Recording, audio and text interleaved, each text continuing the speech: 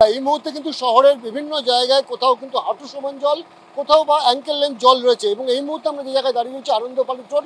প্রথমেই তোমাকে যে ছবিটা দেখাবো, দেখতে পাচ্ছ একটি বেসরকারি হোটেল। সেই হোটেলের একতলার যে ফ্লোর, সেই ফ্লোরে কিন্তু গতকাল যে 5 ঘন্টার বৃষ্টি আমাদের শহর প্রত্যক্ষ করেছে, সেই বৃষ্টির জেরে কিন্তু জল ঢুকে গিয়েছে।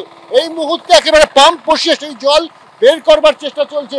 তুমি দেখতে পাচ্ছ রিসেপশনের ভেতরে যে সমস্ত সোফা ছিল সেগুলোকে উঁচুতে তুলে রাখা আছে, এবং একই সঙ্গে কিন্তু ভেতরে কিন্তু পুরো একতলাটা জলে পরিপূর্ণ হয়ে রয়েছে।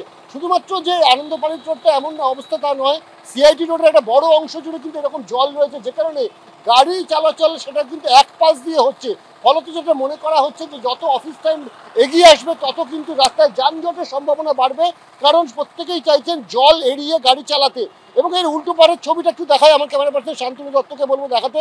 এখানেই কিন্তু রয়েছে একটি দুর্গাপুজোর প্যান্ডেল, যেটাও কিন্তু প্রায় কালকে জল ঢুকে গিয়েছিল। এবং ঠিক উল্টো পাড়ে অর্থাৎ পটারি রোড এবং আনন্দপালি রোড যাওয়ার যে রাস্তা, সেই রাস্তার ছবি একবার দেখাবো। যে আনন্দপালি রোড বা পটারি রোডের দিকে যাওয়ার যে রাস্তাগুলো, সেখানে কি অবস্থা। এখানে রাস্তার ধারে একাধিক রিক্সা দাঁড়িয়ে রয়েছে, সেই সমস্ত রিক্সা কিন্তু তুলনামূলক অনেক বেশি ভাড়া চাইছে।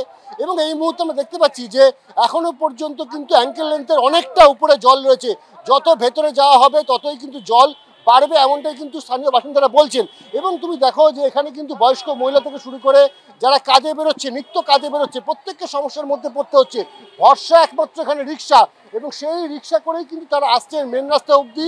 সেখানে এসে কোনো ক্রমে বাস ধরে বা গাড়ি ধরে তারা কিন্তু নিজের নিজের গন্তব্যে পৌঁছে যাচ্ছেন। স্বাভাবিকভাবে আনন্দপালি রোড এবং এই পটারি রোড সর্বত্র কিন্তু একই ছবি।